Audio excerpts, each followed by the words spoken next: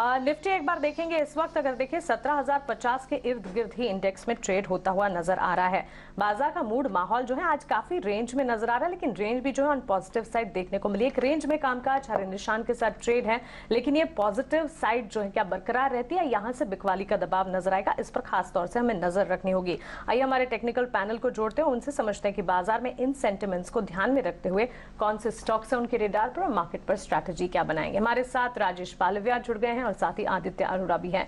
Gentleman good afternoon, स्वागत है आपका 18 आवर्स स्वदेश पर। राजेश जी, सबसे पहले आपके पास आईटी सेक्टर आउट परफॉर्म करता हुआ नजर आ रहा है। आज तो सेक्टर स्पेसिफिक चाल, कुछ पीएसईज भी हैं, साथ ही रियल एस्टेट में बड़ा स्ट्रॉन्ग मोमेंटम दिख रहा है। ये सारे के सारे स्पेसेस हैं जो कि निफ्टी और बैंक निफ्टी को भी काफी हद तक मजबूती प्रदान कर रहे हैं। बैंक निफ्टी इनफैक्ट शुरुआत में हम देख रहे थे थोड़ी कमजोरी थी, लेकिन वहां से सेंटिमेंट संभलते हुए दिख रहे हैं।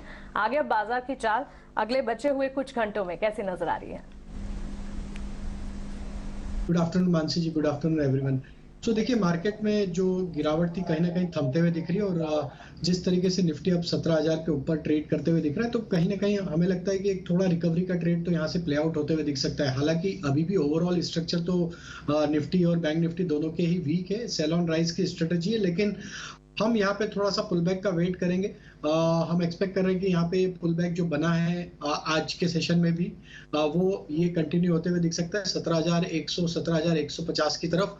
वो एक अपॉर्चुनिटी होगी, वो वहां उस लेवल पे वापस रिव्यू करना होगा। हमें लगता है वो एक लेवल होगा जहां पे वापस से शॉर्ट किए जा सकता है, क्योंकि 17,200 की स्ट्राइक पे काफी कॉल राइटर एक्टिव है और जिस तरीके से यहाँ पे एक रेजिस्टेंस बना हुआ है, तो हमें लगता है 17,150 के आसपास निफ्टी आती है तो वहां शॉर्ट करेंगे। अभी ये पुल बैक का ट्रेड थोड़ा कंटिन्यू होते हुए दिख सकता है ड्यूरिंग द डे, और हमें लगता है कि ये 1 से 2 सेशन में थोड़ा पुल बैक 17,150 17,200 की तरफ जाएगा। वहां पे हम रिव्यू करेंगे और वहां पे शॉर्ट करने की सलाह है। जब तक 17,300 के लेवल क्रॉस नहीं होंगे, हम उसके जितना नजदीक मिलेगा वहां पे शॉर्ट करने की कोशिश करेंगे। और बैंक निफ्टी में 40,000 एक मेजर हर्डल है, जब तक वो लेवल क्रॉस नहीं होते तो यहाँ पे भी सेल ऑन राइज की ही स्ट्रेटजी रखेंगे।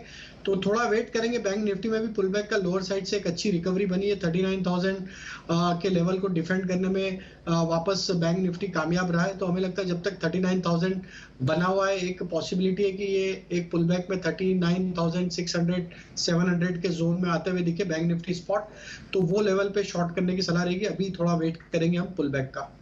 ओके, ठीक है, तो पुल बैक का आप यहाँ वेट कर रहे हैं। आदित्य भी हमारे साथ, लेकिन इस बीच एक न्यूज जो आ रही थी वो ये थी कि चाइना जो कि और इसका एक्सपेक्टेशन भी था, जब सब सारे सेंट्रल बैंक्स की बात की जा रही है, आप फेड की एक्सपेक्टेशन लगा रहे हैं कि कमिंग वीक में उनकी जो मीटिंग होनी है वहाँ पर शायद रेट हाइक पर पॉज लगे। इस बीच चाइना की जो वहाँ का सेंट्रल बैंक है, पीपल बैंक ऑफ चाइना, उनकी तरफ से जो उनका एक पैरामीटर होता है RR रिजर्व रेशो, उसको जरूर रिजर्व रिक्वायरमेंट रेशो उसे 25 BPS के से कम किया गया। तो कहीं ना कहीं अब ये रेगुलेटरी सब पॉज के और साथ ही रेट कट्स के भी ये दौर भी अब आपको शुरू होता हुआ दिखाई दे रहा है। लेकिन चलिए, क्या इन्हीं सब न्यूज से सेंटिमेंट अब रिवर्स होने की उम्मीद है? आदित्य भी हमारे साथ। आदित्य, आपने कॉन्ट्राबेट तब ली थी जब बाजार में सब तरफ कंसेंसस ग्रीन रेट दिख रहा था।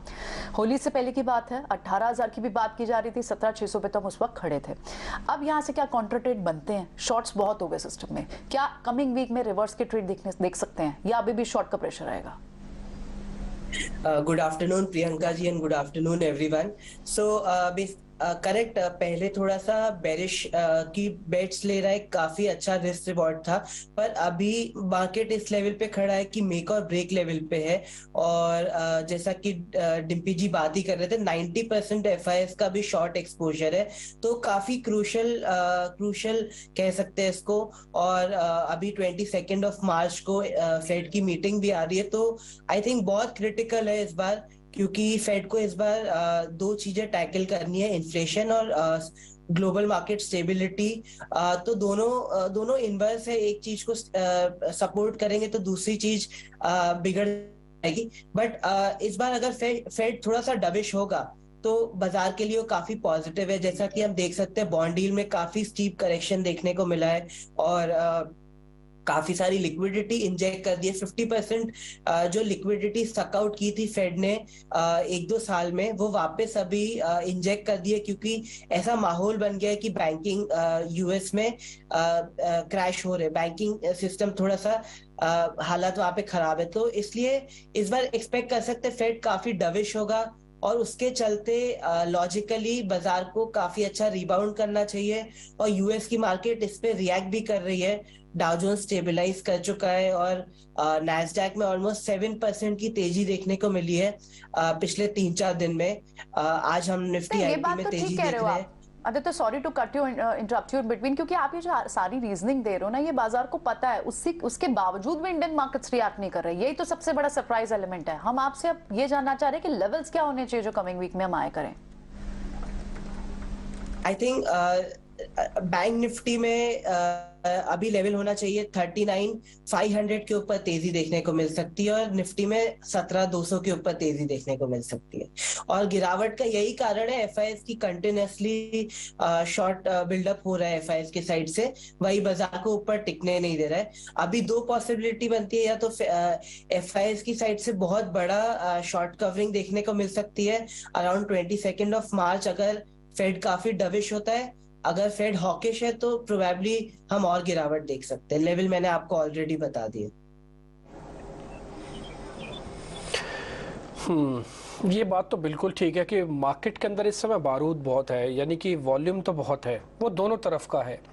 अगर शॉर्ट कवरिंग पे आए तो ये 90% का, अगर ये 20 से 30% भी शॉर्ट कवरिंग है तो आप यकीन मानिएगा कि आपके निफ्टी जब भी आप 17,000 देख पा रहे हैं ना, 17,500 भी पार कर जाएगी, बड़ी बात नहीं 800 भी आ जाए।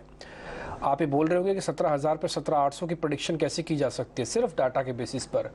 कोई ज्योतिष का ज्ञान नहीं है, किसी चीज़ की कोई अकल नहीं है, सिर्फ डाटा के बेसिस पर। इसको हम रेगुलरली कई सालों से वॉच कर, उसी के बेसिस पर ये बात रख रहे हैं। और अगर ये डाटा काम कर गया प्रेशर बनाने का, तो कोई बड़ी बात नहीं, 16,800 भी एक बार ब्रेक हो जाए, जिसको भी आप बचा के आए हैं। थोड़ा ध्यान से संभल कर ट्रेड करने की आवश्यकता है, तेजी ना कीजिए, पहले सब चीज़ों को पक्का हो जाने दीजिए। 500 पॉइंट में से 300 पॉइंट छूट भी जाएंगे तब भी 200 पॉइंट है, लेकिन वो पक्के और सिक्योर पॉइंट होंगे, नहीं तो 500 पॉइंट कमाने के चक्कर में 300 पॉइंट ना चले जाएं। सावधानी से ट्रेड कीजिए, निफ्टी और बैंक निफ्टी दोनों को ही। आते हैं स्टॉक्स पे सीधा सीधा। आज टीसीएस के मैनेजमेंट में बदलाव हुए, सुबह शेयर कमज़ोर खुला, दोपहर होते होते ये भी तेज़ी के अंदर आ गया, और इन्फोसिस और टीसीएस की जोड़ी अब ये बता रही है कि आईटी शायद बाजार को संभाल सकता है, अगर बैंक निफ्टी को समय लग रहा है ऊपर आने में। तो राजेश सर, मैंने सही लाइन पकड़ी है क्या? इन्फोसिस और टीसीएस पे तब तक ट्रस्ट बनाए रखें जब तक बैंक निफ्टी अपना रूप नहीं दिखाता शॉर्ट कवरिंग का। तो देखिए, आईटी स्टॉक्स में काफी बड़ी गिरावट तो देखी है और जरूर एक पुलबैक का ट्रेड बना है टीसीएस इन्फोसिस दोनों में एक ओवरसोल्ड ट्रेजेक्ट्री से। बट अभी भी देखें तो स्ट्रक्चर अभी भी मजबूत नहीं है। हमें लगता है जो टीसीएस की आज की रिकवरी वो भी इतनी सक्षम नहीं है कि स्टॉक को अभी जिस तरीके के बियर फेज में है वहां से इसको निकाल के वापस बुलिश टोन यहाँ पे सेट हो सके। हमें लगता है टीसीएस में जो हर्डल बनी हुई है, मेजर हर्डल जो रहेगी इस पुलबैक की, वो रहेगी करीब 3250 से लेके 3260 की रेंज में। जब तक वो लेवल को ये क्लोजिंग बेसिस पे क्रॉस नहीं करता है, हमें लगता है पुलबैक में वापस सप्लाई बनेगा। क्योंकि ओवरऑल देखें तो आईटी स्टॉक्स के स्ट्रक्चर अभी भी वीक है। आईटी इंडेक्स भी एक वीक जोन में ही ट्रेड कर रही। सारे इंपॉर्टेंट मूविंग एवरेजेस पिछले कुछ दिनों में जो हमने सेल ऑफ देखा था उसमें टूटते हुए दिखे। और इन्फोसिस में भी जो आज लोअर साइड से रिकवरी बनी है उसमें भी जो मेजर हर्डल है वो करीब है 1470 1460 की रेंज में। वो लेवल जब तक क्लोजिंग बेसिस पे इन्फोसिस भी क्रॉस नहीं करेगा, यहाँ पे भी ये जो पुलबैक बन रहे हैं वापस इसमें सप्लाई आते हुए दिखेगी। तो ये एक बहुत अर्ली स्टेज होगी कहना कि इंडेक्स को यहाँ से सपोर्ट मिलते हुए दिखेगा। जरूर आज एक पुलबैक का ट्रेड बना है जिसके चलते निफ्टी में थोड़ी सी स्टेबिलिटी बनते हुए दिख रही, 17,000 के लेवल को डिफेंड करने में कामयाब हुआ है। बट अभी भी आईटी स्टॉक्स में हमें लगता है कि थोड़ा अभी और वेट करना चाहिए। यहाँ पे स्ट्रक्चर थोड़े अभी भी कमजोर साइड पे ही ट्रेड करते हुए दिख रहे हैं।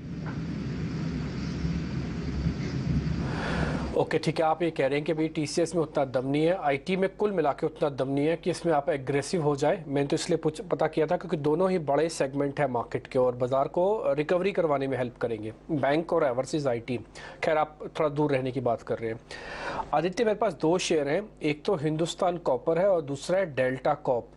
दोनों अलग अलग बिजनेस में है लेकिन दोनों का डाटा स्ट्रांग बन रहा है। ये कह रहा है कि पोजिशनली कुछ लोग इसको बाय कर रहे हैं। मेरे पास प्रॉब्लम यह है कि मैं दोनों में से किसी एक में पोजीशन बनाऊंगा। अब मैं किस में बनाऊं? डेल्टा कॉप का स्ट्रक्चर आपको ज़्यादा ठीक लग रहा है या फिर हिंदुस्तान कॉपर का? आपने दोनों स्टॉक जो पकड़े हैं काफी अच्छा स्ट्रक्चर बता रहे हैं, दोनों में ही काफी बुलिश सेंटिमेंट है, काफी स्ट्रक्चर काफी अच्छा दिख रहा है और अच्छी तेजी हो सकती है। आई थिंक मैं डेल्टा कॉर्प के साथ ज्यादा जाना चाहूंगा क्योंकि काफी स्ट्रॉन्ग बाइंग देखने को मिल रही है with volume. Strong buying with volume यहाँ पर नजर आ रही है, करीब 4% की तेजी। लेकिन आइए अब जहाँ बाजार में हम देख रहे हैं सेक्टर स्पेसिफिक मूव्स में, वैसे राजेश जी आपने कहा कि टीसीएस की मजबूती या टीसीएस की जो रिकवरी नजर आ रही है उस पर भरोसा आपको नहीं है, लेकिन उसके अलावा भी आईटी सेक्टर के स्टॉक्स हैं, आईटी सेक्टर ही है जो कि आउट परफॉर्म कर रहा है। बहरहाल आपके एडवाइस के मुताबिक इस वक्त इस सेक्टर को वॉच लिस्ट में जरूर रखा जाएगा, लेकिन एचसीएल टेक्नोलॉजीज, एफएनओ में LTI, Mindtree, Intellect Design, Arena अच्छी मजबूती दिखा रहे हैं। चलिए यहाँ पर तो भरोसा आपको बनता हुआ नहीं दिख रहा है, लेकिन रियल एस्टेट स्पेस में काफी अच्छा एक्शन है, सीमेंट और केमिकल में भी काफी अच्छा एक्शन है। क्या इन सेक्टर्स पर नजर है? ट्रेडिंग आइडियाज इन सेक्टर से जुड़े होंगे आपकी तरफ से? तो बिल्कुल मानसी जी, देखिए जो स्टॉक्स हमने आज ट्रेडिंग आइडियाज आइडेंटिफाई किए उसमें एक सीमेंट स्टॉक है और एक केमिकल स्पेस है। तो पहला स्टॉक जो सीमेंट स्पेस है वो अल्ट्राटेक सीमेंट है, एक लार्ज कैप कंपनी। काफी समय से हम देख रहे हैं अल्ट्राटेक सीमेंट में एक कंसोलिडेशन का दौर यहाँ पे चलते हुए दिख रहा है, और जिस तरीके से इतने वॉलेटाइल मार्केट में और इतने सप्लाई प्रेशर के चलते भी ये स्टॉक को देखे तो एक स्टेबल यहाँ पे परफॉर्मेंस, यहाँ पे प्राइस एक्शन बनते हुए दिख रहा है। जिस तरीके का ओवरऑल स्ट्रक्चर यहाँ पे अल्ट्राटेक सीमेंट का बना हुआ है और आज जो तेजी यहाँ पे बनी है, हमें लगता है यहाँ पे एक्सटेंड होते हुए दिख सकती है तेजी, और फर्दर यहाँ पे जो नेक्स्ट टारगेट बन सकते हैं वो 73.60, 73.70 तक के अपसाइड के टारगेट आते हुए दिख सकते हैं। करंट लेवल से बाय किया जा सकता है, छोटी मोटी डिप में ऐड किया जा सकता है। स्टॉप लॉस जो रखना होगा वो करीब 7160 के आसपास होगा। जो दूसरा स्टॉक हमें अट्रैक्टिव लग रहा है वो है केमिकल स्पेस से, वो है नवीन fluorine.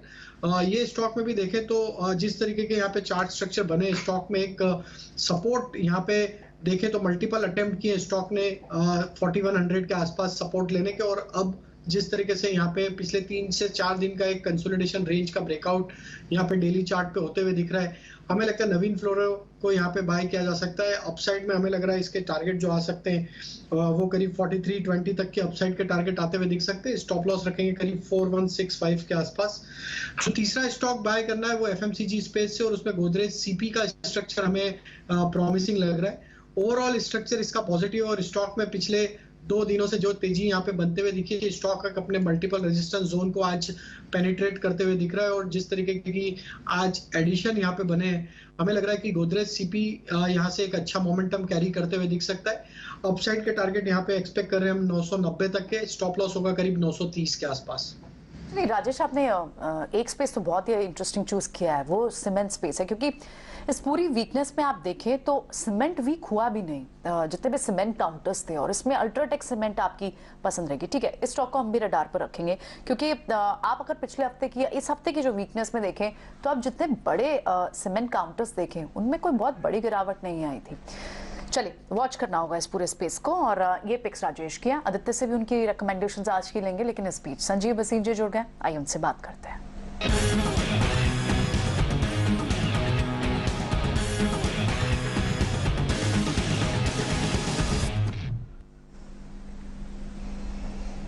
Good afternoon Sanjeev ji. अब तो लगता है कि शायद Indian markets, Indian traders Fed का जब तक रुख सामने आ नहीं जाएगा तब तक चलना नहीं शुरू करेंगे। अगले हफ्ते के लिए क्या ट्रेड्स लेके जाने चाहिए? हाँ, गुड आफ्टरनून प्रियंका जी। पहले तो अपडेट दे दूं, देखिए मैंने आपको रिलायंस और कोटक कहा था। कोटक इज आज सबसे बड़ा बैंक चला, क्योंकि आज जो लास्ट फुटसी की रीबैलेंसिंग है वो हो रही है, और रिलायंस में 850 करोड़ का माल बिकना था, आज रिलायंस में खत्म हो गया। तो आज आप रिलायंस लेके जाइए। 100 रुपए की तेजी दिखती है, वो 17,500 से पहले निफ्टी बंद नहीं होएगा नेक्स्ट वीक, और उस कारण से Reliance is the one which will go 100 rupees 150, तभी ये चलेगा। तो रिलायंस में अपडेट कर रहा हूं, और साथ में कोटक मैंने कहा था वो आज का टॉप गेनर है। उसके अलावा 2 दिन से आपको मेटल्स कह रहा था, देखिए आज वो चाइना ने जो RRR काटी है उससे all the metal stocks are running, और हिंदुस्तान कॉपर इज अप 4%। अब आपके लिए 2 पिक्स हैं, आप कहे तो मैं शुरू करूं। संजीव जी, आपकी रिलायंस की कॉल बहुत अच्छी थी, बिल्कुल बताएं, आज की कॉल्स बताएं। देखिए सबसे पहले लीजिए Bharat forge, the 3rd largest forging company, और जो अब आप देख रहे हो डिफेंस में इतने बड़े ऑर्डर्स हैं, डिफेंस में the lion share comes to 3 companies in the private sector, Reliance, Larsen and Toubro and Bharat Forge. And Bharat Forge is the largest forging company. Secondly, they've just launched the EV electric bikes. तो they are now in all fields which you can say where forging is a necessity. 800 रुपए पे you can not but make money. 775 का stop loss है. 920 का target. 920 meaning यहाँ से 12% का आपको अपसाइड है. एक्चुअली तो ये 1200 जाएगा, लेकिन 920 तक आप बेचना मत. दूसरा, मैंने आपको पहले भी कहा था, मुझे इस भाव पे पीएनबी बहुत पसंद है. और ये जो आपकी फेड का है, because of this China rate cut, I don't think the Fed is going to do more than 25. PNB is the best proxy play on retail growth in north and they are seeing very good book. तो 47.5 में लीजिए. Stop loss of 46, target of 53. ये आप काफी समय से highlight कर रहे हैं ऑन द ट्रिगर कि अब जो Q4 के नंबर्स आने हैं वो काफी स्ट्रॉन्ग आएंगे. ठीक है, पीएनबी आप यहाँ ऐड कर रहे हैं, रिलायंस ऐड कर रहे हैं, यहाँ से रिलायंस फिर से बाय करने की इनफैक्ट रिकमेंडेशन दे रहे हैं. चलिए, शुक्रिया संजीव जी आज समय देने के लिए और एक पिक्स हमसे शेयर करने के लिए. अब एक बार आदित्य की भी रिकमेंडेशन समझ लेते हैं. आदित्य, आप कहाँ मौके ढूंढ रहे हैं? पहला स्टॉक मेरा रहेगा Godrej consumer product. FMCG counter ऐसी गिरावट में भी अच्छा परफॉर्म कर रहा था. आई थिंक अभी भी चार्ट पे काफी स्ट्रांग लग रहा है. तो मेरी पहली पिक है. 950 पे बाय है. 922 का स्टॉप लॉस. 1000 से 1050 का टारगेट. सेकंड स्टॉक रहेगा मेटल सेक्टर. वो डिक्रीजिंग इंटरेस्ट रेट का डविश फेड का बेनिफिशियरी है मेटल सेक्टर. तो 85 पे बाय है. 80.20 का स्टॉप लॉस और 95 का टारगेट. ओके, तो चलिए यहाँ पर recommendations. Nalco in fact Godrej consumer consumption theme है जो कि लगातार फोकस में है भी, और इन स्टॉक्स पर भी आपको नजर रखनी चाहिए. लेकिन शुक्रवार का दिन है और बाजार में कुछ हद तक हम देख रहे हैं जो हफ्ते भर की वॉलेटिलिटी थी वो कुछ हद तक संभलती हुई तो नजर आ ही रही है. अब हफ्ते भर काफी मेहनत रही. Friday session, Friday fever, weekend special क्या है आइए समझते हैं. और मेरे साथ मेरे सहयोगी प्रशांत भी जुड़ गए हैं, उनसे जानते हैं कि वीकेंड पर स्पेशल क्या करना चाहिए. प्रशांत, सुनहरे पर्दे से लेकर ओटीटी तक क्या कुछ स्पेशल स्क्रीनिंग है आपके पास? बिल्कुल. और मैं ये कहूंगा कि जो लोग क्वालिटी कंटेंट पसंद करते हैं तो ये हफ्ता दरअसल उनके लिए बड़ा ही बेहतरीन होने वाला है, क्योंकि न सिर्फ सिनेमाघर बल्कि ओटीटी हर तरफ जो है वो क्वालिटी कंटेंट की भरमार है. तो सबसे पहले मैं फटाफट से जो है वो बिग स्क्रीन. प्रशांत, 1 मिनट बस आपको रोकेंगे, फिर से आपके पास लौटते हैं. लेकिन इस बीच एचडीएफसी और एचडीएफसी बैंक के मर्जर को मंजूरी मिलती हुई दिखी है. आपके टीवी स्क्रीन पर लाइव ये खबर आप देख रहे हैं. क्लियरली इस वक्त मर्जर अनाउंसमेंट की खबर आती हुई एचडीएफसी और HDFC bank on the face of its stocks पर एक रिएक्शन इस वक्त नजर आ रहा है. एचडीएफसी लिमिटेड और एचडीएफसी बैंक करीब आधे % तक की यहाँ पर तेजी के साथ ट्रेड करते हुए दिख रहे हैं. बैंकिंग प्लेस में अगर देखें, मर्जर के लिए काफी हद तक बातचीत भी चलती हुई दिखी थी और ये मर्जर अनाउंसमेंट मच अवेटेड भी था. और इस वक्त इससे जुड़ी ताजा खबर आती हुई मर्जर को मंजूरी मिलती हुई दिख रही है. बैंकिंग प्लेस में एचडीएफसी ट्विंस, एचडीएफसी लिमिटेड और एचडीएफसी बैंक इन पर्टिकुलर अगर आप देखेंगे मजबूती के साथ ही कामकाज यहाँ पर देखने को मिल रहा है. बिगर ग्रोथ अपॉर्चुनिटी इस मर्जर के बाद दोनों ही कंपनी के लिए डेवलप होती हुई दिखेगी, चाहे फिर वो एचडीएफसी लिमिटेड हो या फिर एचडीएफसी बैंक हो. लेकिन एग्जीक्यूटिव रोल्स में किस तरह के बदलाव आएंगे इस पर खास तौर से हमें नजर रखनी चाहिए. के मिस्त्री जो कि ग्रुप के काफी सीनियर मैनेजमेंट है, उनकी तरफ से भी काफी सारे टेक अवेज वक्त पर इस मर्जर को लेकर आते रहते हैं. और खास तौर से अगर आप देखें, wholly owned subsidiary HDFC investment limited और एचडीएफसी होल्डिंग्स लिमिटेड जो है एचडीएफसी बैंक लिमिटेड के साथ यहाँ पर मर्जर की इस तरह खबर आती हुई नजर आ रही है. इस खबर पर विस्तार से हम एक बैंकिंग एनालिस्ट से उनका नजरिया भी आपके सामने रखेंगे. लेकिन खास तौर से अगर आप देखें, हाउसिंग डेवलपमेंट फाइनेंस कॉर्पोरेशन और एचडीएफसी बैंक में यहाँ से एक्सपेक्टेशंस तो काफी बढ़ते हुए दिख जाएंगे इस मर्जर के ठीक बाद. नुआंसेस क्या क्रिएट होते हैं इस पर नजर रहेगी. लेकिन एनसीएलटी की तरफ से इस मर्जर को क्लियर कट मंजूरी मिलती हुई दिखी है. 1561 के लेवल्स आप देख रहे हैं एचडीएफसी बैंक में. 2556 के स्तर पर करीब 1 से 1.5% तक की तेजी एचडीएफसी लिमिटेड में. राजेश जी, मर्जर को मंजूरी एनसीएलटी की तरफ से मिलती हुई दिखी है. Much awaited news merger announcement जो है इस पर एक और एडवांसमेंट, क्या कहेंगे आप? तो देखिए काफी समय से दोनों ही स्टॉक में देखें तो एक साइडवेज कंसोलिडेशन देखने को मिला ऑलमोस्ट। अगर हम इसके मंथली चार्ट भी देखें तो जब ये इस न्यूज का हैंगओवर जरूर बना था पिछले 3-4 महीनों से देखें तो स्टॉक एक साइडवेज रेंज में ही कंसोलिडेट करते हुए दिख रहे थे। दोनों स्टॉक एक करेक्शन के बाद एक अच्छे अट्रैक्टिव लेवल्स पे अवेलेबल है। एचडीएफसी लिमिटेड की अगर हम बात करें तो यहाँ पे 2510 इसके लिए इंपॉर्टेंट लेवल है। इसके ऊपर अगर ये बना रहा तो ये स्टॉप लॉस से एक बाय पोजीशन बनाई जा सकती है। अपसाइड में 2630 2640 इमीडिएट हर्डल है, वो लेवल क्रॉस होंगे तो फर्दर एक्सटेंड होते हुए दिख सकती तेजी। और एचडीएफसी बैंक को भी देखें तो इस करेक्शन में ऑलमोस्ट जो स्विंग लो बने थे इसके करीब 1530 1540 के आसपास, वो ही लेवल का एक स्टॉप लॉस लगा के यहाँ पे भी एक लॉन्ग साइड का ट्रेड लिया जा सकता है पुल बैक को प्ले करने के लिए। और अपसाइड में 1595 ये इंपॉर्टेंट हर्डल है। अगर ये लेवल क्रॉस होता है तो नेक्स्ट टारगेट इसका 1630 की तरफ भी बनते हुए दिखेगा। तो स्टॉक में देखें तो 3 से 4 महीनों में एक साइडवेज कंसोलिडेशन हुआ है और जो एक डिप था ये एक अपॉर्चुनिटी अभी यहाँ पे बाय करने के लिए, और हमें लगता है दोनों स्टॉक में एक पुलबैक का ट्रेड देखने को मिल सकता है। मैं आपको 3-4 पॉइंट ज़रूर इसके साथ में जोड़ के बताऊंगा एचडीएफसी बैंक के बारे में। असल में एक रेगुलेटर में से एक एनसीएलटी भी था जहाँ से अप्रूवल आना बाकी था इससे पहले, क्योंकि इसके अंदर आरबीआई भी इन्वॉल्व है, क्योंकि एचडीएफसी बैंक था तो वो भी एक रेगुलेटर था, वहाँ से भी अप्रूवल आई है, शेयर होल्डर से भी अप्रूवल लिएगा। आपको ध्यान होगा जिस दिन सबसे पहले अनाउंसमेंट हुई थी एचडीएफसी बैंक की, तो ये पहले शेयर बहुत जल्दी से ऊपर गया और उसके बाद फिर बहुत तेजी से नीचे भी टूटा था। ये स्विंग था। बाद में मैनेजमेंट ने एक पॉइंट पे बहुत अच्छे से काम किया कि लोगों को समझाना ये शुरू किया कि देखिए एचडीएफसी और एचडीएफसी बैंक के मर्जर के फायदे क्या होंगे। धीरे धीरे करके जैसे जैसे मैनेजमेंट ने बात रखी और रेगुलेशन अप्रूवल आती गई, उसके बाद से शेयर गिरना कम हो गए। इसकी 2 इंपॉर्टेंस मैं आपको और बताता हूं। एचडीएफसी और एचडीएफसी बैंक ना केवल बैंक निफ्टी का मेजॉरिटी कंपोनेंट रखता है वेटेज का, बल्कि निफ्टी के अंदर भी कंपोनेंट बहुत बड़ा रखता है। और जैसी एक खबर आई है, आप 1 मिनट के लिए बैंक निफ्टी को भी साइड में रख दीजिएगा, साइड में लगाइए चार्ट से, आपको दिखेगा कि बैंक निफ्टी के अंदर सडन स्पाइक आया, निफ्टी के अंदर सडन स्पाइक आया, ऑप्शंस चेंज एकदम से सडन स्पाइक आया और हम ऑलमोस्ट वापस डेज हाई पे पहुंच रहे हैं। आपको जब कार्यक्रम की शुरुआत हुई थी तब मैंने कहा था कि 39,500 बैंक निफ्टी के लिए बहुत इंपॉर्टेंट है। 1 मिनट के लिए आप बैंक निफ्टी का चार्ट वापस स्क्रीन पे लेके आएंगे तो आप देखेंगे 39,500 पे वापस पहुंच गए। किसकी बदौलत पहुंचे हैं? ये सिर्फ एचडीएफसी और एचडीएफसी मर्जर की बदौलत पहुंच रहे हैं, जो कि अभी क्लैरिटी आ रही है। ऐसा नहीं था कि मामला खटाई में पड़ने जा रहा है। ये कल ही मालूम था। कल जब हम एडिट मीट कर रहे थे तो 2:30 बजे ये चैप्टर पहले से पता था कि ये 2:30 बजे के आसपास का अप्रूवल आ जाएगा एनसीएलटी से, क्योंकि केस फाइल हुआ था, इसका आना था सिर्फ फैसला। तो जो आज एनसीएलटी का अप्रूवल आया, अब एक नए तरीके से री रेट होंगे एचडीएफसी और एचडीएफसी बैंक, क्योंकि चरणबद्ध तरीकों से जैसे से अप्रूवल आ रही है मैनेजमेंट अपना पक्ष रख रहा है। और सबसे अच्छी पॉइंट यह है कि इन दोनों ने अपने एसेट्स के साथ जो साझा करके एक जो वैल्यूएशन क्रिएट करेंगे वो काफी हद तक हो सकता है कि बड़े वैल्यूएशन के तौर पर हो आगे चलकर। तो इसलिए ये एक बहुत इंपॉर्टेंट पॉइंट है। कहने को ये सबको पता है कि इन दोनों का मर्जर होना है, लेकिन ये बहुत इंपॉर्टेंट है कि मर्जर होने के बाद जो सिनर्जी जो एनर्जी क्रिएट होगी वो बाजार को और इन दोनों शेयर्स को री रेट का कैंडिडेट भी बना सकती है।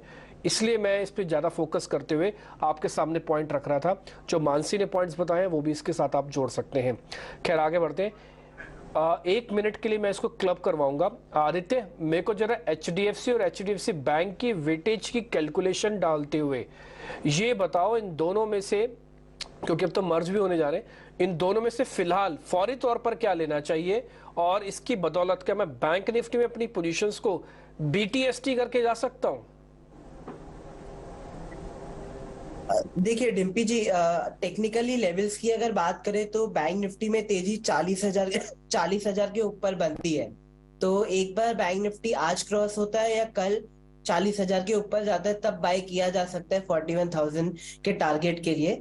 और मुझे एचडीएफसी बैंक ज्यादा अच्छा लगता है एचडीएफसी और एचडीएफसी में से। बात बिल्कुल ठीक कह रहे हैं डिम्पी। एक्चुअली एक फॉर्मेलिटी थी जो पूरी होती हुई दिख रही है। प्रोसेस तो पता ही था, बाजार को 1 साल पहले प्रोसेस पता था, लेकिन इन सिनर्जीज में सबसे बड़ी बात जो थी वो ये, क्योंकि एचडीएफसी जो बिगेस्ट प्राइवेट लेंडर भी है, लेकिन बहुत सारे कस्टमर्स जिनका HDFC बैंक में अकाउंट नहीं था, तो अपॉर्चुनिटी साइज इसलिए भी बड़ा बनता है कि आपके पास अब बाहर मॉर्गेज नहीं जाएगा, आपके पास दोनों मर्जर के बाद सिनर्जी और बड़ी मार्केट की क्रिएट हो जाएगी। इनफैक्ट इस पर और ज्यादा डिटेल के साथ अंकुर भी हमसे जुड़ेंगे, लेकिन अभी ये बाजार में ऑलरेडी आप और जिस दिन की बात डिम्पी कर रहे हैं उस दिन सिंगल डे में आपको 20, 16 या 18% का आई थिंक मूव था, मुझे याद है डिम्पी शायद 16-18% का था HDFC पे भी, HDFC बैंक पे भी, लेकिन उसके 2 दिन बाद ही, इनफैक्ट उसके just the next day only bank में अच्छी खासी फॉल भी आई और उसके बाद उन्हीं लेवल्स के पास हम वापस आ गए। तो ये 1 साल से एक रेंज में भी रहा है HDFC बैंक और HDFC लिमिटेड भी। अगर आप इस पूरे 1 साल में इस मूव की देखें जहां से ये मर्जर की अनाउंसमेंट हुई थी, अब जब मर्जर को अप्रूवल्स मिलते हुए, रास्ता साफ होते हुए दिखाई दे रहा है, यहां से री रेटिंग कैंडिडेट जो अभी बात भी हो रही है, वहां तक इसके लिए कितनी वैल्यू अनलॉक हो जाएगी, इस पर हम कोई आपके लिए वॉइस भी निकाल कर लेकर आएंगे कि क्या आगे अपॉर्चुनिटी साइज बनता है। और इनफैक्ट टेक्निकल चार्ट तो हमने लिया ही HDFC और HDFC बैंक पे भी। अंकुर अभी हम बात, अंकुर है हमारे साथ, बैंक्स को कवर करते हैं अंकुर, हमारे सहयोगी हैं अंकुर। हालांकि बात ये पूरे 1 साल पहले की है जब मर्जर अनाउंसमेंट हुआ था, आप स्टेप बाय स्टेप और प्रोसेसेस होते चले जा रहे हैं, लेकिन बात बड़ी है कि कितनी बड़ी सिनर्जी और अपॉर्चुनिटी साइज बढ़ जाएगा, क्योंकि HDFC बड़ा लेंडर जरूर है, लेकिन जरूरी है कि सारे कस्टमर्स के अकाउंट्स बैंक HDFC बैंक में ही हो, तो अपॉर्चुनिटी साइज लगभग 70% तक दिखता है। कितनी बड़ी वैल्यू अनलॉक हो सकती है बाद में? जी हाँ, बिल्कुल। जो सबसे बड़ी जो बोल सकते हैं रेगुलेटरी हर्डल एक रहती है किसी मर्जर में, वो NCLT के अप्रूवल को रहती है। आपको याद होगा पिछली बार NCLT ने ऑर्डर रिजर्व रखा था HDFC और HDFC बैंक के मर्जर को लेकर। आज जब कोर्ट ने ऑर्डर सुनाया तो बोला है कि ये जो मर्जर है, जो एमलगेमेशन स्कीम है, वो अप्रूव हो जाती है। लेकिन अभी भी एक पेज फंसा हुआ है कि जो कंपनी के लॉयर हैं वो मांग कर रहे हैं कि जो ROC में फाइलिंग है, जो एक नॉर्मल कोर्स ऑफ सिनेरियो में 30 दिन में हो जाती है, उसमें उनको 6 महीने का टाइम चाहिए। तो ये साइड बाय साइड एप्लीकेशन चल रही है। उन्होंने ये रिक्वेस्ट किया है कि कोर्ट उनको अलाउ करे कि वो 30 दिन में इस अपील को फाइल कर पाए। तो ये छोटी सी निटी-ग्रिटी है जिसमें कंपनी थोड़ा और टाइम मांग रही है कि वो ROC में अप्लाई कर पाए, क्योंकि दलील यही है कि रेगुलेटरी अप्रूवल्स में काफी टाइम लगता है इस तरीके के मर्जर में। लेकिन एक जो बड़ा रोड ब्लॉक था कंपनी के मर्जर के लिए, वो अब जरूर क्लियर हो गया है। जो NCLT ने अब फाइनली इस एमलगेमेशन को मंजूरी दे दी है। तो एक बड़ा रोड ब्लॉक NCLT की तरफ से मंजूरी मिलना ये खत्म हुआ है और इसके साथ ही ये डेवलपमेंट आगे बढ़ता हुआ। अंकुर आपका शुक्रिया। और कंबाइंड एंटिटी के नुआंसेस क्या है ये जानना काफी जरूरी है। 3 आंकड़े यहाँ पर क्वार्टरली NII कंबाइंड एंटिटी के हिसाब से अगर देखें, तीसरी तिमाही के लिहाज से दोनों ही कंपनी की कंबाइंड NII यानी नेट इंटरेस्ट इनकम 28,000 करोड़ है। साथ ही मुनाफा जो है कंबाइंड एंटिटी की अगर बात करें, कंबाइंड नंबर 15,950 करोड़ का है। और सबसे बड़ी बात, इस मर्जर के बाद एक बड़ा ऑब्जेक्टिव जो कि सबसे ज्यादा ध्यान में रखा जाएगा वो है हाउसिंग लोन्स को एक्सपैंड करना, और इससे एक बड़ी अपॉर्चुनिटी हाउसिंग लोन मार्केट में पर्टिकुलरली HDFC बैंक के लिए डेवलप होती हुई दिखेगी। तो बड़ा डेवलपमेंट, NCLT की फाइनल क्लियरेंस यहाँ पर मिलती हुई, जिसे होल्ड किया गया था पिछली बार। दोनों स्टॉक्स में रिएक्शन और बैंक निफ्टी में भी एक शार्प अप मूव इस खबर के ठीक बाद आप देख रहे हैं HDFC लिमिटेड में मजबूती और HDFC बैंक में भी यहां मजबूती के साथ ही कामकाज देखने को मिल रहा है। मर्जर को लेकर अगर पहले के रैशनल की बात करें, एक समय वो भी था जब मर्जर को वैल्यू अक्रेटिव नहीं समझा जा रहा था। अब अगर EPS की बात करें, ये अक्रेटिव नजर आ रहे हैं। लोअर लिक्विडिटी रिक्वायरमेंट्स जो है वो मर्जर को काफी हद तक एड करती हुई दिख रही है, और पर्टिकुलरली मर्जर के बाद दोनों बैंक्स के लिए बेनिफिशियल क्या होता दिखेगा, इसे अगर समझने की कोशिश करेंगे, कॉर्पोरेट स्ट्रक्चर जो है काफी हद तक सिंप्लीफाई हो जाएगा। किसी भी मर्जर अनाउंसमेंट के बाद जब एक कोऑर्डिनेशन डेवलप होता दिखता है दोनों कंपनियों में, तो क्लियरली स्ट्रक्चरल चेंजेस जो हैं वो अच्छे आते हुए दिख सकते हैं। ओके, शेर खान से राहुल मनानी हमारे साथ जुड़ गए हैं इस पूरी खबर पर आपने एनालिसिस लेकर। NCLT का फाइनल क्लियरेंस यहाँ राहुल आता हुआ, गुड आफ्टरनून। HDFC मर्जर पर नया डेवलपमेंट, और वो डेवलपमेंट जिसका इंतजार था, क्योंकि पिछली बार हमने देखा था NCLT की तरफ से फाइनल नॉड मिलने में एक होल्ड पोजीशन मेंटेन की गई थी, और अब NCLT की तरफ से मंजूरी बैंक के लिए और साथ ही HDFC लिमिटेड के लिए मर्जर अनाउंसमेंट कितना बेनिफिशियल अब यहाँ से दिखेगा? जी first of all good afternoon madam. अभी एनसीएलटी अप्रूवल आना एक पॉजिटिव ट्रेंड रहेगा स्टॉक के लिए, बट इससे भी इम्पोर्टेंट रहेगा नियर टर्म में अभी हो सकता है near to next 5 to 10 days में हमको आरबीआई से भी जो रेगुलेटेड डिस्पेंसेशन बैंक ने मांगे थे उस पर भी सुनने को मिले, क्योंकि उसी के बेसिस पे उसका इन्वेस्टमेंट थीसिस डिपेंड करेगा, क्योंकि उसका जो बैंक का जो लाइबिलिटी साइड ट्रांजिशन है वो बहुत इंपॉर्टेंट रहेगा मैम। क्योंकि अभी मैनेजमेंट जो बोल रहा है वो ये बोल रहा है कि जो एग्जिस्टिंग लाइबिलिटीज जो एचडीएफसी लिमिटेड हाउसिंग आर्म की है वो एचडीएफसी बैंक के साथ मर्ज हो जाएगी, बट उसका जो क्वांटम है वो बहुत बड़ा अमाउंट है। सो यहाँ पे हमको अभी थोड़ा वेट करना चाहिए कि क्योंकि उसका क्या इम्पैक्ट रहेगा कासा रेशियो पे और निम पे, तो वो अभी फोरकास्ट करना बहुत डिफिकल्ट है। And but at the same time आप देखें मैनेजमेंट ने हमेशा आर्ग्यू किया है कि at the end of the day कि आरओए और ROE should be a better measure to see, but here there would be an impact on NIMs, क्योंकि निम जरूर यहाँ से कंप्रेशन होगा, but at the same time cost structure और जो credit cost होता है हाउसिंग फाइनेंस बिजनेस में वो कम होता है, तो उसकी वजह से ओवरऑल अगर आरओए पे इम्पैक्ट ओवरऑल देखेंगे तो हमारे हिसाब से हमको लगता है कि 10 से 15 बेसिस पॉइंट का नियर टर्म कंप्रेशन आना चाहिए।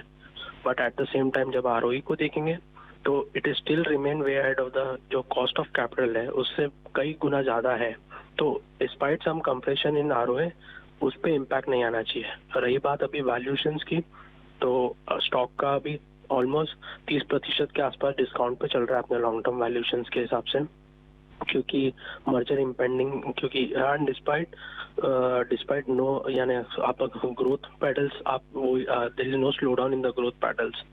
अगर स्टैंड अलोन बिजनेस की भी बात करें तो business performance is very strong, but so अब हमारा ये मानना है कि यहाँ से execution capabilities will be very important in the coming quarters, क्योंकि after merger street would be watching and that could lead to री-रेटिंग in near term.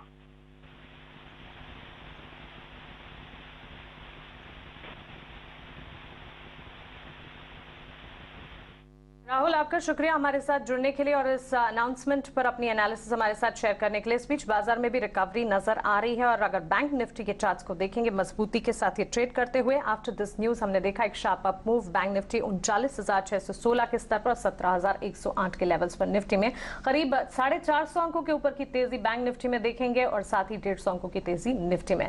प्रशांत, आपको काफी इंतजार करवाया, कमिंग बैक टू यू, बताइए वीकेंड प्लान्स क्या करें? देखिए, जैसे मैंने कहा कि क्वालिटी सिनेमा, क्वालिटी कंटेंट के शौकीनों के लिए इस बार जो है वो वीक जो है वो बहुत कुछ लेकर आया, एक तरह से ट्रीट है उनके लिए जो लोग सोचते हैं कि कुछ अच्छा उन्हें देखने को मिले। तो फटाफट से मैं अपने दर्शकों को बता दूं कि सबसे पहले अगर बड़े पर्दे की बात करें तो बड़े पर्दे पर आपके पास 3 बेहतरीन ऑप्शन मौजूद हैं। पहली फिल्म बड़ी स्पेशल है और ये फिल्म चूंकि मैंने देख ली है तो मैं इसे रेकमेंड करूंगा। इस फिल्म का नाम है मिसेस चैटर्जी वर्सेस नॉर्वे। 2011 में एक केस हुआ था, कहा जाता है कस्टडी बैटल एक तरह का बहुत बड़ा, जिसने बड़ी सुर्खियां बटोरी थी।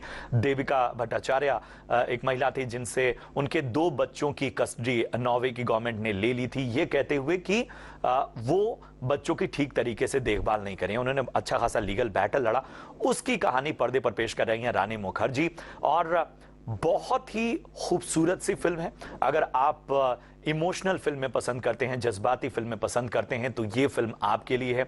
एक तरह से ये फिल्म बताती है कि जो हमें एक बहुत सी अच्छी तस्वीरें नजर आती हैं कि हम विदेश में जाएंगे, हमारी जिंदगी बहुत अच्छी हो जाएगी, इन सब के पहलुओं को भी सामने रखती है और एक माँ के संघर्ष को बहुत ही बेहतर तरीके से दिखाती है। तो मुझे ये फिल्म बहुत पसंद आई है, तो मैं कहूंगा कि आप ये फिल्म जरूर देखिए, पूरे परिवार के साथ इस फिल्म को देखना बनता है। दूसरी जो फिल्म है वो है ज़्विगाटो और ये कपिल शर्मा की फिल्म है जिसमें वो एक फूड डिलीवरी बॉय बने हुए हैं और ये भी फिल्म चूंकि अभी मैंने देखी नहीं तो इस पे मैं राय नहीं दे सकता, लेकिन दुनिया भर के इंटरनेशनल फिल्म फेस्टिवल में ये फिल्म ट्रैवल कर रही है और बहुत अच्छे रिव्यूज इसे आए हैं, तो ये फिल्म भी आपके बकेट लिस्ट में हो सकती है। तीसरी जो फिल्म है वो है साउथ सिनेमा से आई है और ये जो फिल्म है इसका नाम है कब्जा। KGF जैसी फिल्में अगर आप पसंद करते हैं तो ये फिल्म जो है वो आप अपनी लिस्ट में देख सकते हैं क्योंकि ये out and out action entertainer है। इसके अलावा OTT की बात करें तो रॉकेट बॉयज का दूसरा सीजन आ चुका है और जाहिर सी बात है जिन्होंने पहला सीजन देखा है वो जानते हैं कि कितनी अलग तरह की ये सीरीज थी। और अब जो ये सीरीज है इसमें जो सबसे बड़ी यूएसपी है वो है कि यहाँ पर एपीजे अब्दुल कलाम की जो शुरुआती दिन है और उनके इनोवेशन और तमाम आविष्कार हैं उसके बारे में ये रोशनी डालती हुई फिल्म नजर आएगी। इसके अलावा अगर हम बात करें फिल्म की तो विशाल भारद्वाज की फिल्म कुत्ते जो कि थिएटर में रिलीज हुई थी वो भी नेटफ्लिक्स पर मौजूद है। और हॉलीवुड के शौकीनों के लिए बता दें कि ब्लैक एडम जो कि ड्वेन जॉनसन की फिल्म है वो आ चुकी है अमेजॉन प्राइम वीडियो पे। और साथ ही एक और फिल्म जो है वो हॉलीवुड खासतौर पे ऑस्कर्स की लिस्ट से सामने आई है, द वेल। और इस फिल्म के लिए ब्रैंडन फ्रेजर को बेस्ट एक्टर का एकेडमी अवार्ड मिला है, तो ये भी आपकी लिस्ट में आ सकती है। तो ये सारे चॉइसेस हैं फिल्मों के लिहाज से, मानसी आप देख सकते हैं। प्रशांत, बहुत सारी मूवीज आपने रखी हैं और अब मेरे को ये बताइए, हम ना हफ्ते भर से ट्रेडिंग और इन्वेस्टमेंट कर करके ना बहुत थक गए बहुत सिर में दर्द हो रहा है, तो कोई एक मूवी बता दो जो सिर का दर्द ठीक कर दे। मेरे ख्याल से मतलब मैंने अभी तक एक ही फिल्म देखी है तो इस लिहाज से तो मैं यही कहूंगा कि जो मिसेस चैटर्जी वर्सेस नॉर्वे है ये फिल्म देखनी चाहिए। थोड़ी सा सीरियस एंटरटेनमेंट है लेकिन ये फिल्म जो है वो एज अ ऑडियंस आपको सेटिस्फाई करेगी। मसाला एंटरटेनर देखना चाहते हैं तो बहुत कुछ है, कब्जा भी देख सकते हैं। इसके अलावा मैंने कहा जैसे ऑस्कर की भी फिल्म है और रॉकेट बॉय सीरीज है, बहुत सारा ऑप्शन है, तो बहुत चुनना मुश्किल है लेकिन फिर भी मैं कहूंगा मिसेस चैटर्जी वर्सेस नॉर्वे। चलिए ठीक है, वीकेंड मोड में ना प्रशांत बाजार भी आ गया। शुक्रिया बहुत बहुत समय देने के लिए। इसलिए क्योंकि अपनी इंटरडे पोजीशन शॉर्ट की काट रहे होंगे लोग और साथ ही क्या स्मार्ट रिकवरी आई है मार्केट में। बैंक निफ्टी अब आपको 500 पॉइंट्स ऊपर दिख रहा है और साथ ही निफ्टी भी 17,100 के ऊपर आ गया। एक बार राजेश जी से समझते हैं कि क्या यहाँ पर बीटीएसटी ट्रेड ले जाने का समय आ गया है। राजेश जी, आपसे कई दिनों के बाद बात हो रही है और क्या यहाँ से अब रिवर्सल ट्रेड्स दिखने चाहिए, कॉन्ट्रा ट्रेड्स होने चाहिए, तभी तो पैसा बन सकता है। डेफिनेटली देखिए, शो की शुरुआत में भी हमने ये एक्सपेक्ट किया था कि थोड़ा रिकवरी का ट्रेड तो यहाँ पे बनते हुए दिखना चाहिए। 17,150 17,200 तक तो ये पुल बैक कैरी होते हुए दिख सकता है। तो हमें लगता है कि जिन्होंने लोअर साइड पे पोजीशन बनाई है कैरी कर सकते हैं ट्रेड को। स्टॉप लॉस को अब यहाँ पे 17,020 में अगर निफ्टी का पोजीशन है तो 17,020 आपका स्टॉप लॉस होगा स्पॉट पे। और बैंक निफ्टी में ऑलमोस्ट हम 39,600 के आसपास ट्रेड कर रहे हैं। अभी स्टॉप लॉस को यहाँ पे 39,400 के आसपास रखें और ट्रेड को कैरी कर सकते हैं। यहाँ पे हमें लगता है 39,800 के आसपास तक का मूव कंटिन्यू कैरी होते हुए दिख सकता है मंडे के सेशन में। तो बीटीएसटी ट्रेड यहाँ पे लिया जा सकता है। और स्टॉक स्पेसिफिक बात करें तो हमें लगता है कि स्टॉक स्पेसिफिक यहाँ पे डीएलएफ को भी फोकस में रखा जा सकता है। ये स्टॉक एक अच्छा मोमेंटम कंटिन्यू करते हुए दिख रहा है। तो डीएलएफ में अपसाइड के टारगेट हमें लगता है 385 390 तक आते हुए दिख सकते हैं। यहाँ पे स्टॉप लॉस होगा करीब 369 के आसपास। मन की बात छीन ली। डीएलएफ अगला सवाल था जो मैं पूछने वाली थी, क्योंकि ये पूरे हफ्ते में डीएलएफ ने काफी ज्यादा चर्चाओं में रहने का काम किया है। न्यूज फ्लो थे अच्छे भले, यहाँ पर कह सकते हैं कि कलेक्शन या 3 दिनों में अच्छी सेल्स की फिगर आती हुई दिखी गुरुग्राम प्रोजेक्ट को लेकर, जिसके चलते मजबूती के साथ ट्रेड कर रहा है। लेकिन आदित्य आप बताइए, क्योंकि यहाँ पर हम देख रहे हैं काफी हद तक डिफेंस स्टॉक्स हैं जो कि अच्छी मजबूती दिखा रहे हैं, रियल एस्टेट तो मजबूत है ही, और इसके अलावा लाइफ इंश्योरेंस प्लेज में भी HDFC life, SBI life, ICICI Lombard, ये सारे के सारे स्टॉक्स में एक सडन अपसर्ज दिखा। अब ये वो स्पेस नहीं है जहां पर लगातार हम एक्शन देखते हैं, लेकिन आज के सत्र में हमने इन पर्टिकुलर एचडीएफसी लाइफ अगर आप देखेंगे करीब 6 सेशंस की गिरावट के बाद स्टॉक को मूव होते हुए ऑन अपवर्ड मोमेंटम देखा है।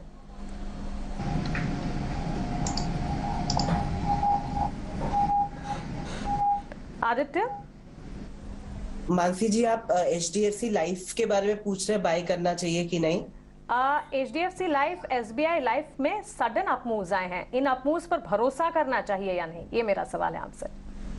आई थिंक ये वो स्टॉक्स है जो बहुत बड़े अंडर परफॉर्मर रहे इतने टाइम में, मार्केट के रिकवर कर सकते हैं, पर मैं इनको अवॉइड करना चाहूंगा। मैं सिर्फ उन्हीं स्टॉक्स के साथ जाना चाहूंगा जहां पे स्ट्रॉन्ग बाइंग है। तो अभी स्ट्रॉन्ग बाइंग बैंकिंग स्टॉक्स में दिख रही है, तो मैं बैंकिंग स्टॉक्स को अभी ट्रस्ट करना चाहूंगा हाल फिलहाल। इनफैक्ट इंश्योरेंस काउंटर्स में आपको मूव इस हफ्ते दिखी भी हैं। ये स्पेस इतना वीक नहीं हुआ था, लेकिन अब ट्रेड बनता है वहां जहां रिकवरी ट्रेड, बड़े रिकवरी ट्रेड पॉसिबल हो, उसमें बैंक्स एंड फाइनेंशियल्स बिल्कुल है। आदित्य के साथ हम अग्री करेंगे, लेकिन कुछ और स्पेसेस क्या हैं? क्या यहाँ से आदित्य अब आपके लॉन्ग ट्रेड्स कैरी करने का समय आएगा? क्या इन्फोसिस जैसे काउंटर्स आपको पसंद आएंगे, ऑटो पैक से आपको मारुति जैसे काउंटर पसंद आएंगे, या फिर बैंक्स एंड फाइनेंशियल्स होंगे? बिल्कुल, अभी थोड़ा सा समय बदल रहा है, थोड़ा मंदी की तरफ से अभी तेजी की तरफ रुझान बन रहा है, बाजार का सेंटिमेंट सुधर रहा है। तो मैं आईटी में तो नहीं जाना चाहूंगा। जैसे आप देखिए अभी बैंकिंग में जितनी तेजी देखने को मिली, उतनी तेज आईटी में गिरावट देखने को मिली। 1.4% प्लस था निफ्टी आईटी इंडेक्स, अभी 0.85% प्लस है, और इन्फोसिस में बहुत गिरावट देखने को मिली। तो मैं वहां तो नहीं जाना चाहूंगा। पर बैंकिंग स्टॉक्स में अभी कोटक बैंक, आईसीआईसी बैंक और प्राइवेट बैंक में अच्छी तेजी देखने को मिल रही है, एचडीएफसी बैंक। तो मैं वहां पे थोड़ा तेजी का मूड उधर बन रहा है।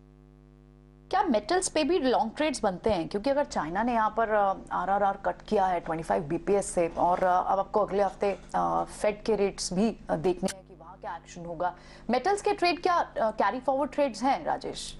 आप सेल को देखें, जिंदल स्टील को देखें, वहाँ अच्छा एक्शन भी है और आपको ओपन इंटरेस्ट भी दिख रहा है इन स्पेसेस पे। देखिए काफी वॉलेटाइल रहे हैं ये स्टॉक्स पिछले कुछ दिनों में, लेकिन अगर हम स्पेशली बात करें स्टॉक स्पेसिफिक, तो जिंदल स्टील हमारा पसंदीदा स्टॉक है। ओवरऑल इसका स्ट्रक्चर तो पॉजिटिव है, जरूर वॉलेटाइल रहा है पिछले कुछ दिनों में, लेकिन जिस तरीके के ओवरऑल स्ट्रक्चर है तो जिंदल स्टील में यहाँ पे एक risk to reward point of view से 560 के स्टॉप लॉस से लॉन्ग साइड का ट्रेड लिया जा सकता है। और हमें लगता है अगर ये स्टॉक में 585 586 के लेवल क्रॉस होंगे तो ये स्टॉक एक अच्छी तेजी कंटिन्यू करते हुए दिख सकता है। तो जिंदल स्टील एंड पावर हमें लगता है यहाँ पे बाय कर सकते हैं 560 के स्टॉप लॉस से। चलिए, बाजार में इंडेक्स स्पेसिफिक इस वक्त भले ही हम अच्छी मजबूती या रिकवरी का मोड देख रहे हैं, लेकिन पूरा हफ्ता बाजार में काफी वॉलेटिलिटी थी और पूरे हफ्ते के ट्रेंड को देखेंगे तो ज्यादातर सेक्टर्स में कमजोरी ही देखने को मिलेगी, रिटर्न्स ऑन नेगेटिव साइड ही देखने को मिले। ऐसे में डिफेंसिव्स ने काफी अच्छा काम किया, कुछ हद तक एफएमसीजी भी संभलते हुए दिखे, और इस पूरे हफ्ते में फार्मा स्पेस में एक्शन रहा। Aditya Aurobindo pharma, Glenmark pharma जैसे काउंटर्स ने लीड किया। इसमें एक और स्टॉक को ऐड भी कर लीजिए जुबिलेंट फार्मोवा, क्योंकि आज के सत्र में करीब 10% की तेजी, ऊपरी स्तरों से अब मुनाफा वसूली देख रहा है। फार्मा स्पेस में इन स्टॉक्स पर हेल्थ केयर डायग्नोस्टिक को भी टच बेस कर सकते हैं। बिल्कुल, आपने जो बोला एकदम करेक्ट है। फार्मा सेक्टर में अच्छी तेजी देखने को मिल रही है। इसमें मुझे जुबिलेंट फार्मा ज्यादा अच्छा लग रहा है, तो उसको कैरी फॉरवर्ड किया जा सकता है। अभी 306 का भाव चल रहा है और 280 का स्टॉप लॉस लगा के बाय किया जा सकता है। 5 से 10% की तेजी इधर देखने को मिल सकती है। करीब 530 पॉइंट की तेजी के साथ बैंक निफ्टी इस समय सबसे बड़ा कंटेंडर है तेजी का, बीटीएसटी का, ट्रेंडिंग का और कन्विक्शन बनाने का। अगर आप निफ्टी को देख रहे हैं, एक बार आप जरा निफ्टी का चार्ट भी लेके आइएगा, आपको दिखेगा। एक चीज़ मैं आपको नोटिस करवाता हूँ, निफ्टी का जो आज का हाई और अभी का जो लेवल्स है उसमें कुछ बहुत ज़्यादा फर्क नहीं है। आज का हाई है 145 का और अभी हम चल रहे हैं एक्चुअली 17,096 पे। तो कुल मिला के आज का हाई अभी तक हमारा ब्रेक नहीं हुआ। आते हैं जरा बैंक निफ्टी पे। बैंक निफ्टी का आज का हाई मैं आपको बताता हूँ 39,680, जो आज का हाई है वो अभी बना है। तो आज ज़्यादा कन्विक्शन आपको बैंक निफ्टी में दिख रही होगी। इसलिए थोड़ी देर पहले जो हम चर्चा भी कर रहे थे राजेश सर के साथ कि सर आईटी और बैंकिंग की लीग को किसको पकड़ना चाहिए, तो उन्होंने आईटी के लिए मना कर दिया। अभी मानसी ने भी यही क्वेश्चन पूछा आदित्य से कि क्या हमको आईटी स्टॉक्स पे ध्यान रखना चाहिए कि नहीं, तो आदित्य ने भी कहा कि नहीं, आईटी ने ही गिराया है, वो निफ्टी को बढ़ने नहीं दे रहा। उनका अगर बीटीएसटी करना भी होगा तो वो बैंक निफ्टी करेंगे। अब मैं जरा बैंक निफ्टी के कंपोनेंट पे आता हूँ, और वो भी एचडीएफसी को छोड़ के। इसके अलावा वाला आदित्य और बताओ, एक्सेस, आईसीआईसीआई, कोटक, इसमें और बता दो, और एक एसबीआई भी जोड़ लो। मैं कोटक बैंक के साथ जाना चाहूंगा। वजह, टारगेट? मैं लेवल्स आपको बता देता हूँ। Kotak bank strong out performer रहा है, आज वॉल्यूम के साथ अच्छा बढ़ रहा है, तो इसलिए मैं उसके साथ जाना चाहूंगा। और काफी दिन का कंसोलिडेशन चल रहा था, बुल्स और बेयर्स में अच्छी फाइट चल रही थी। आज एक अच्छा आपको यहाँ पे ब्रेकआउट देखने को मिल रहा है 1690 का, और 1700 के कॉल राइटर अभी अनवाइंड करना चालू कर रहे हैं। तो यहाँ पे एक कैटापल्ट मूव देखने को मिल सकता है, एक अच्छी तेजी आपको देखने को मिल सकती है। तो इसमें स्टॉप लॉस आपका रहना चाहिए 1670 का, और टारगेट रहेगा आपका 1740 1760। तो उसके बाद सेकंड टारगेट 1760 तक भी कोटक बैंक में नजर आ सकती है। बीटीएसटी के तौर पर इसे लेकर जाया जा सकता है। लेकिन जेके पेपर का स्टॉक राजेश जी 11% तक की तेजी आज के सत्र में स्टॉक दिखा रहा है। क्वार्टर 3 रिजल्ट्स तो काफी स्ट्रांग थे और इनके लिए पॉजिटिव ये है कि इन्होंने अपने मार्केट शेयर में लगातार इंप्रूवमेंट की है और फोर्थ क्वार्टर के लिए अगर देखें डिमांड स्कूल ऑफिस से काफी बढ़ती हुई दिखेंगी, ये तो सीधी सी बात है। तो थर्ड क्वार्टर के पॉजिटिव रिजल्ट से रिएक्ट कर रहा है, फोर्थ क्वार्टर में डिमांड बढ़ने की पूरी गुंजाइश है। इस स्टॉक पर टेक्निकली नजरिया क्या होगा?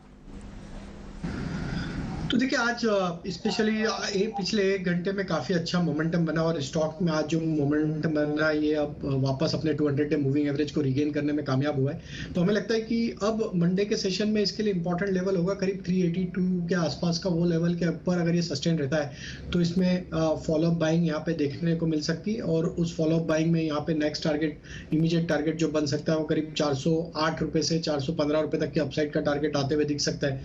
तो जिनके पास पोजीशन है 382 के स्टॉप लॉस से कैरी कर सकते हैं जेके पेपर में। पोजीशन से तो इसे बिल्कुल इंटैक्ट रखा जाए, यहाँ से मजबूती है। होल्ड पोजीशंस को इंटैक्ट कर रखने की राय। आदित्य, जेबीएम ऑटो एंसिलरी में एक्शन इस वक्त नजर आ रहा है और JBM Auto in particular stock में करीब 10% के अप मूव्स 630 के लेवल्स पर यह स्टॉक ट्रेड करता हुआ आज ही के सत्र में इसने 573 से 630 तक के लेवल्स का सफर तय किया है।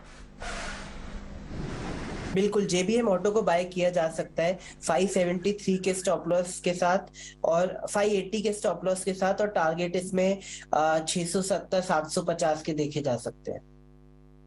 आज तक के लक्ष्य यहाँ पर आदित्य को नजर आते हैं। जेबीएम ऑटो में मजबूती है और ये मजबूती जो है इंटैक्ट रहने के पूरे आसार यहाँ पर दिख रहे हैं। पिछले एक हफ्ते में अगर स्टॉक्स स्पेसिफिक अपमूव्स की बात करें, मेडप्लस हेल्थ में काफी अच्छी मजबूती देखने को मिली। राजेश जी, मेडप्लस हेल्थ इस पर राय क्या होगी?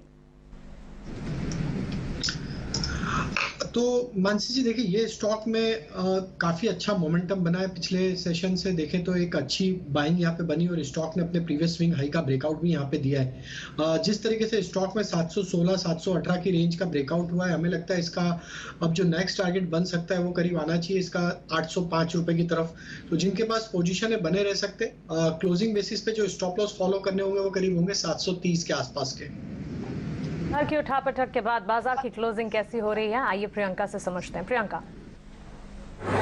बिल्कुल, देखिए ये तो बाजार ने लास्ट आवर में सरप्राइज किया। लास्ट आवर भी नहीं कहना चाहिए, लास्ट के कुछ 15-20 मिनट में जो स्मार्ट रिकवरी आई है, थोड़ा सा सेंटिमेंट तो आपको सुधरता हुआ दिखाई दे रहा है। एटलीस्ट आप जिस दबाव के साथ पिछले पूरे हफ्ते में रहे, इस पूरे हफ्ते में देखने को मिला और इनफैक्ट किसी दिन भी आपको क्लोजिंग ऐसे हरे निशान में होते हुए दिख नहीं रही थी। आज आपको क्लोजिंग हरे निशान में दिखी है, बड़ी तेजी के साथ इनफैक्ट आप जा रहे हैं। 500 पॉइंट से ज्यादा की तेजी आप बैंक निफ्टी पर देख रहे हैं और निफ्टी जो है 17,100 के ऊपर बंद हो रहा है। और ये बात भी हो रही थी कि अगर 1760 1750 1760 के ऊपर बंद होता है तो शायद यहाँ से एक बार बुलिश ट्रेड्स बनती है। तो यहाँ से बिल्कुल कैरी फॉरवर्ड ट्रेड्स लॉन्ग के होने चाहिए, एक्सपर्ट्स भी मानते हैं। गेनर्स देख लेते हैं आप लास्ट आवर में कौन कौन से स्टॉक्स इन्होंने शार्प रिकवरी दिखाई। कुछ की फैक्टर्स आज रहे, कुछ data points. HDFC bank, HDFC limited का मर्जर अनाउंस हुआ, अब से कुछ देर पहले आया था। और उसके अलावा आपने एक और बड़ा ग्लोबली जो मैक्रो पॉइंट देखा वो था चाइना का आरआरआर कट करना। ये 2-3 बड़े फैक्टर्स रहे। इसमें कहाँ का सेंटिमेंट सुधरा? आज गेनर्स जो बड़े गेनर्स रहे वो आपको आईटी पैक से देखने को मिले। HCL टेक हो, इन्फोसिस हो, इनमें आपको इनफैक्ट अच्छी तेजी के साथ ये बंद होते हुए जा रहे हैं। दूसरे जो बड़े गेनर्स रहे वो यूपीएल जैसे स्टॉक्स रहे। स्टील पैक में आपको टाटा स्टील जैसे स्टॉक्स देखने को मिले जिनमें तेजी के साथ ट्रेड्स बंद होते जा रहे हैं। इनफैक्ट मिड कैप में भी आप देखें, क्योंकि बैंक्स एंड फाइनेंशियल से स्मार्ट रिकवरी दिखाई है, तो सिर्फ लार्ज कैप बैंक्स नहीं, मिड कैप बैंक्स में भी अच्छी रिकवरी देखने को मिली है। चाहे वो इंडियन बैंक हो, बैंक ऑफ इंडिया हो, वहां पर आप देखें तो तेजी के साथ बंद होते हुए आप ट्रेड्स जा रहे हैं। और losers eight the same time आज ऑटो पैक ने पूरी तरह से निराश किया। सारे पहले 5 लूजर्स में आप देखें तो आइशर मोटर, मारुति सुजुकी, ये बड़े लूजर्स रहे। उसके अलावा जब बाजार में थोड़ी अग्रेसिव बेट्स आती है तो डिफेंसिव बैकफुट भी होता है, वो आपने सन फार्मा में देखा भी।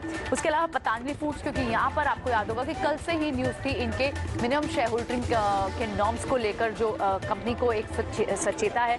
और उसके बाद अब तो क्या पतंजलि के एफपीओ की न्यूज से भी सेंटिमेंट नहीं सुधरा। 5% की डाउन सर्किट पे आपने पतंजलि फूड्स का स्टॉक देखा और साथ ही दूसरे कुछ स्टॉक से मिड कैप में वो ट्यूब इन्वेस्टमेंट और एमएनएम फाइनेंस जैसे थे।